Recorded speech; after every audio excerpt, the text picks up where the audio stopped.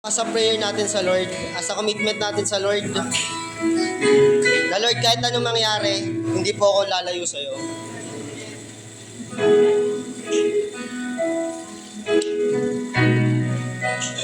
O Diyos, Ikaw ang tunay na dakilas. Ikaw ang haring nagmahal ng tulad ko.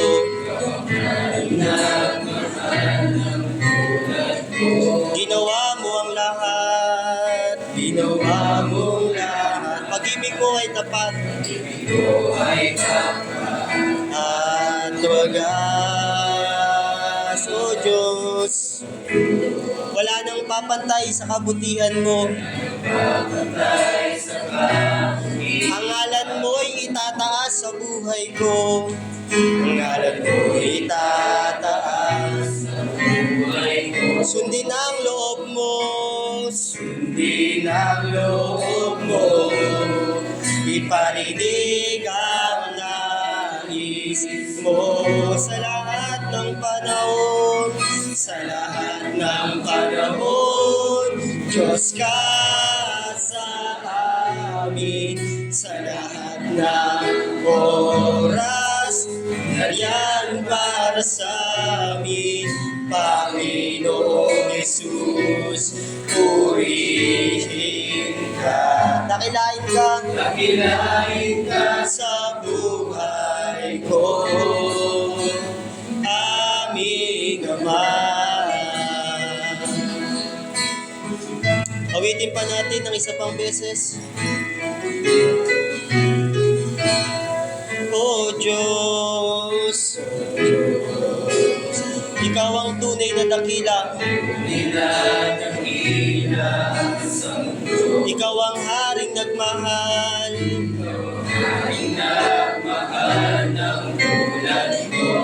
Ginawa mong lahat. Ginawa mong lahat. Pag-ibig ko ay tapat at wagas. O Diyos, wala nang papantay sa kabutihan. Ang ngalan mo'y itataas sa buhay ko. Sundin ang loob mo. Sundin ang loob mo. Iparinig ang nais mo sa lahat ng panahon.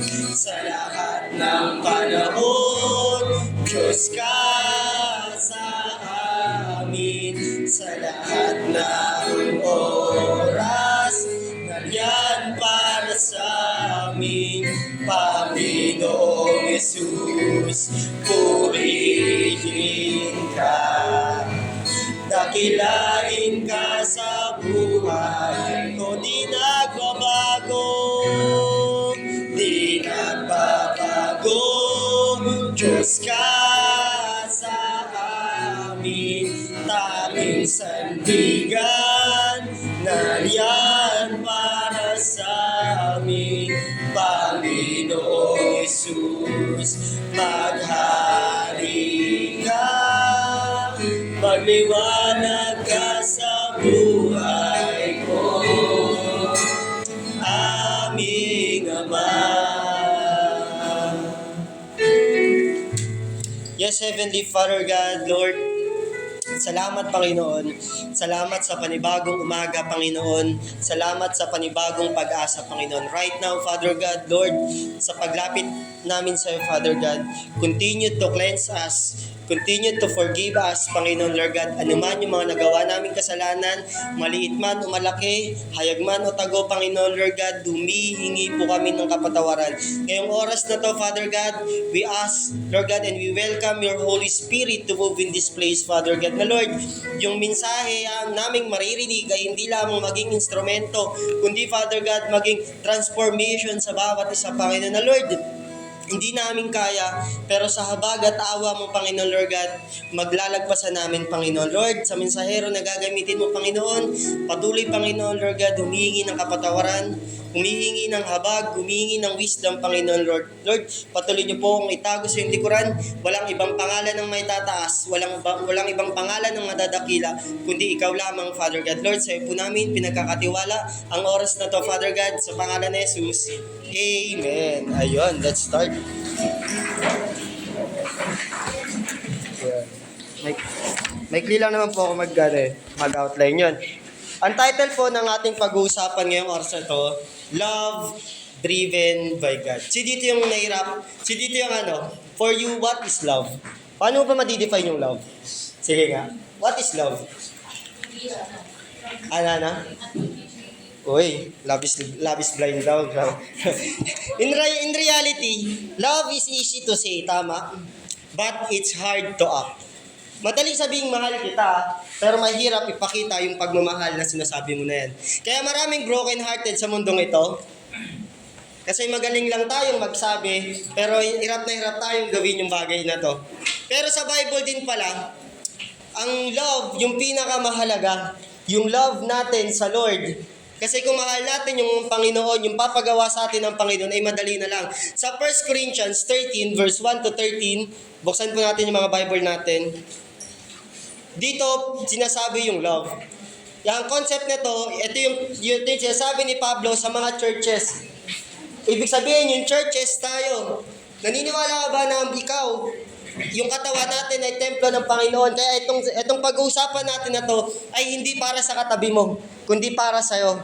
Because worldly patterns is cause of the selfish desire. That's why many Christians is not driven by the love of God. Alam niyo ba bakit maraming broken-hearted sa mundong ito?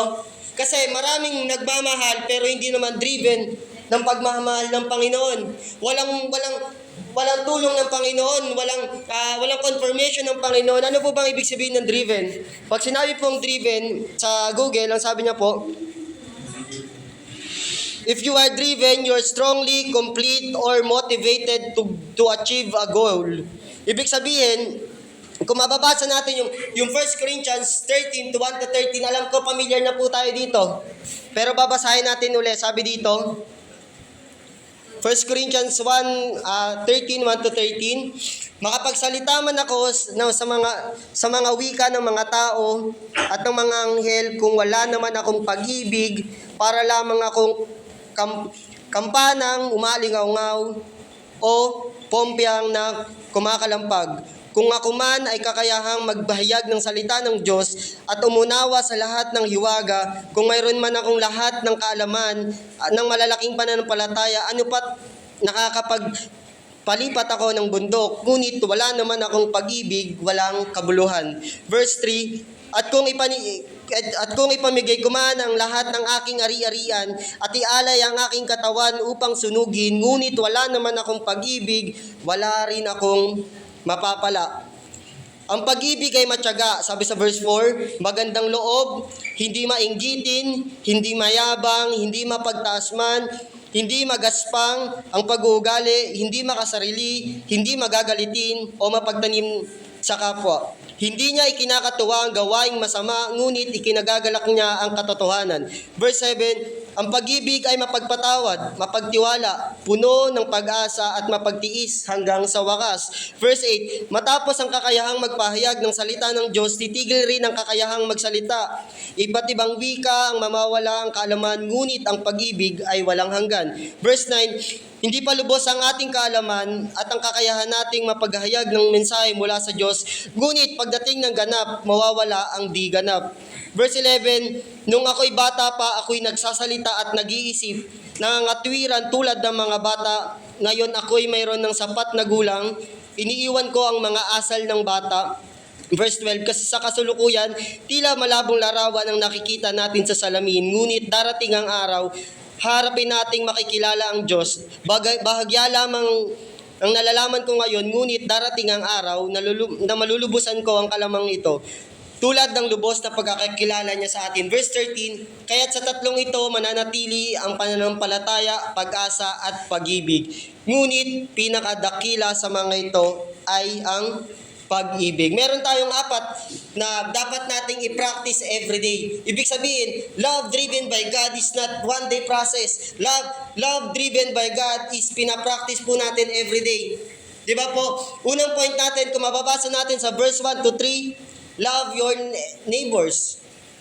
Love your neighbors. We cannot say we are followers of Jesus if loving others is always question for us. Hindi po natin masasabi na tagasunod ako ng Panginoon, pero yung pagmamahal sa katabi mo ay hirap na hirap ka pa rin.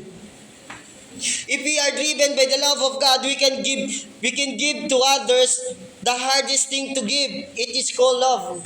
Ang pinakamahirap ibigay sa lahat, hindi naman yung financial.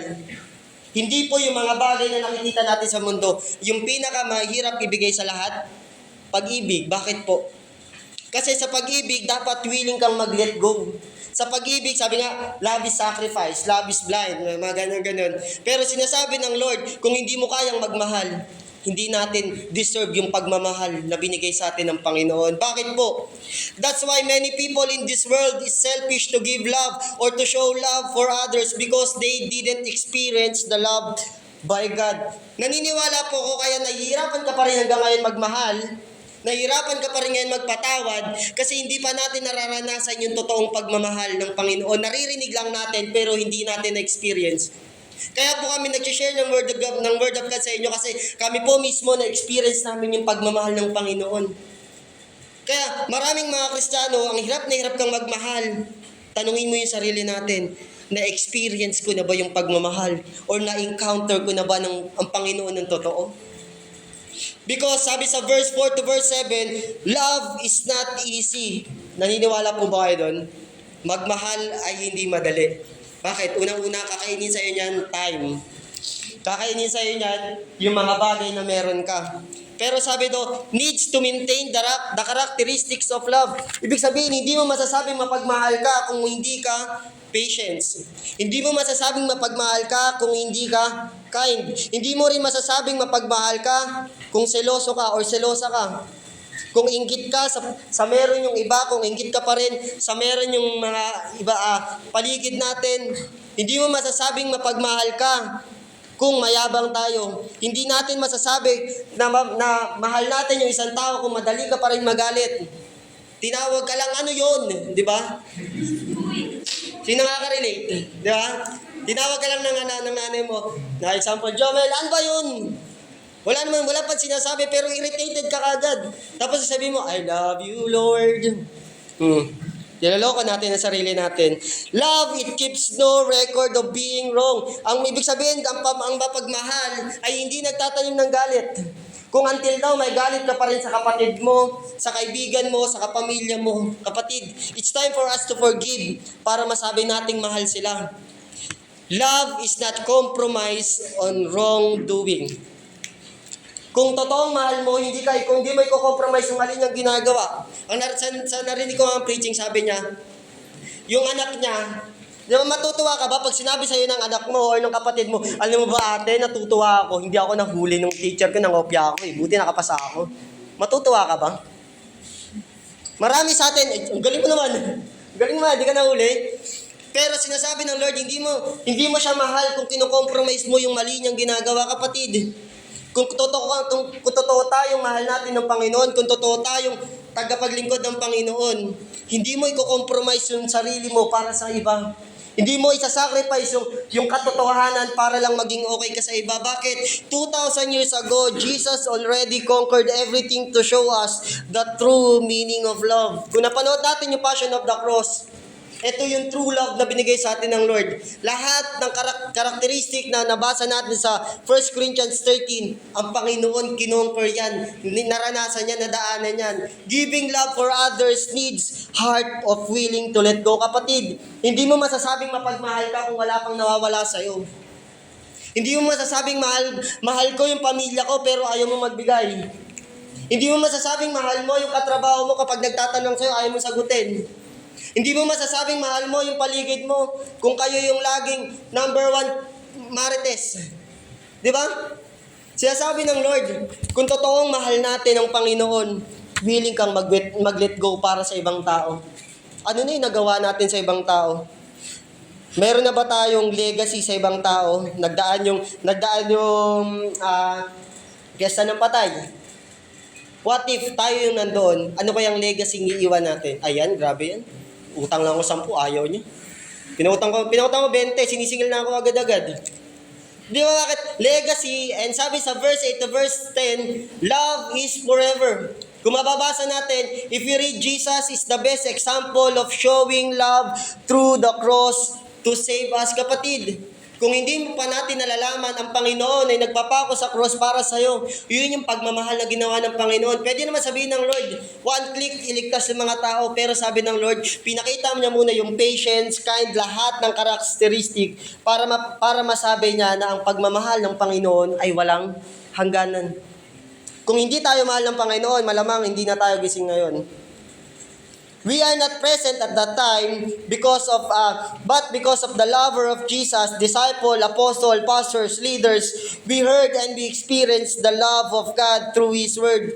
Kapatid, kung hindi pa natin nalalaman kung gaano ka kamahal ng Panginoon, ito po yung Biblia. Dito mo malalaman na mahal ka ng Panginoon. Bakit? Knowledge will end, but love will last forever. Example, yung first love natin, tama po. Naniniwala ako yung first love mo hindi po rin nakakalimutan. Kasi yun yung first pain na naranasan mo sa buhay natin. Di ba? At sinasabi ng Lord sa verse 10 to verse 12, love is growing every day. God wants us to be mature in the aspects of love. How? Giving without expecting. Bilang nagtatrabaho, bilang empleyado, kailangan kapag tumulong tayo sa pamilya natin, huwag ka nang mag-expect na pupurihin ka nila. Kasi kung totoong mahal mo sila, magbigay ka man, hindi man sila magpasalamat sa iyo, masaya ka. Number 2, removing the pain from the past. Hanggat na bumuhay ka pa rin dito, hanggat na bumuhay pa rin yung pain sa puso mo, yung ginawa sa iyo ng kapatid mo, ginawa sa iyo ng mga tao sa paligid mo, hanggat na bubuhay ka pa rin dyan, hindi mo mararanasan kung totoong love. Removing the pain from the past. And third, following without complaining. Narinig ba natin ng Lord, nung pinapako siya sa cross, binubuhat niya yung cross, narinig ba natin yung siya nag-complain? Bakit tayo konting hirap lang, nainitan lang, ang dami na nating reklamo? Tumulong ka lang, ang dami na natin sinabi. Because sabi sa verse 13, love is the greatest.